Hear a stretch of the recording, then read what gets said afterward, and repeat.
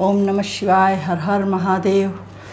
आज श्री शिव पुराण के कोटि रुद्र संहिता का 23वां अध्याय सुनाने जा रहे हैं। तो आप लोग सुने और शिव जी आपको पूरा पुण्य फल प्राप्त कराएं। लेकिन अगर अभी तक सब्सक्राइब नहीं किया है तो प्लीज़ ये काम ज़रूर करें।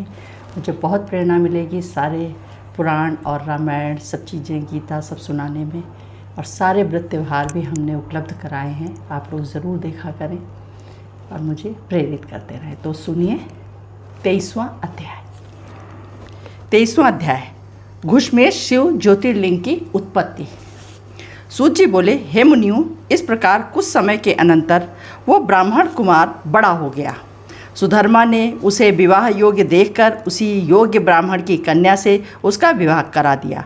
फिर घुश्मा ने अपने पुत्र तथा पुत्रवधू को ले जाकर अपनी बहन के चरणों में डालकर कहा, ये आपका पुत्र है और ये आपकी पुत्रवधू है।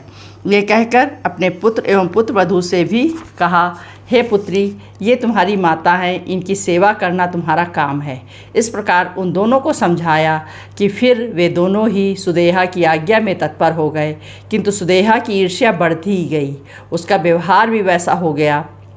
एक दिन उसने विचार किया कि यह मेरा दुख तभी शांत होगा जब घुश्मा की आंखों से पुत्र के मर जाने पर जल की धाराएं बहेंगी।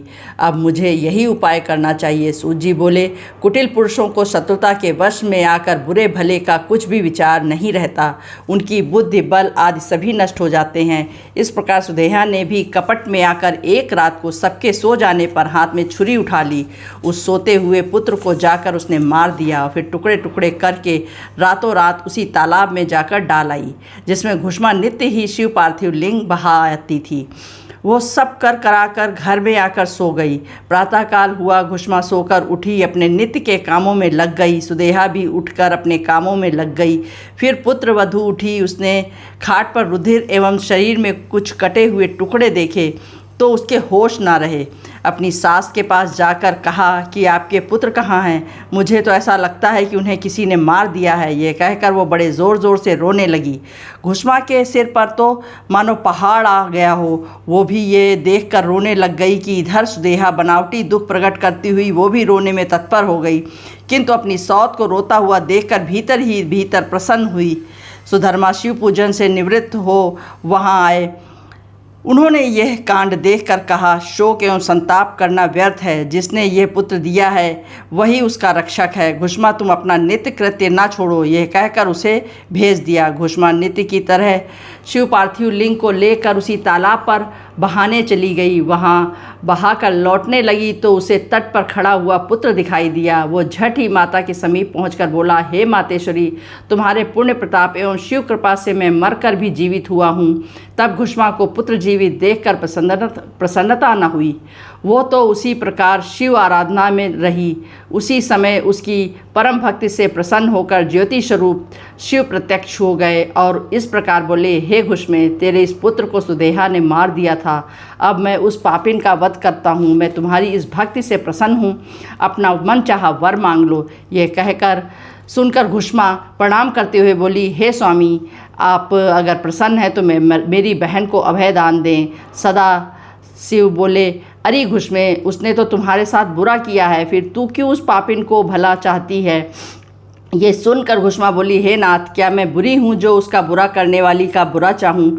स्वामिन वर देते हैं तो यही वर दीजिए। सदा शिव प्रसन्न होते हुए बोले, अच्छा ऐसा ही होगा, और मन ही मन वर मांग सकती हो। तब घुश्मा बोली, हे स्वामिन, यदि आप ऐसा चाहते हैं तो आप लोगों के कल्याण एवं पालन के लिए यहाँ विराजमान हो जाएं, यही मेरी प्रार्थना है।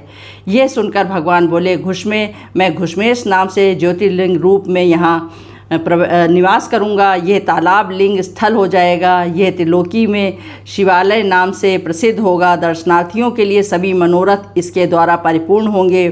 सूत जी बोले, इस प्रकार कहकर सदाशिव वहाँ सदा के लिए स्थिर हो गए। इतने में सुदेहा सुधर्मा वहाँ आ पहुँचे।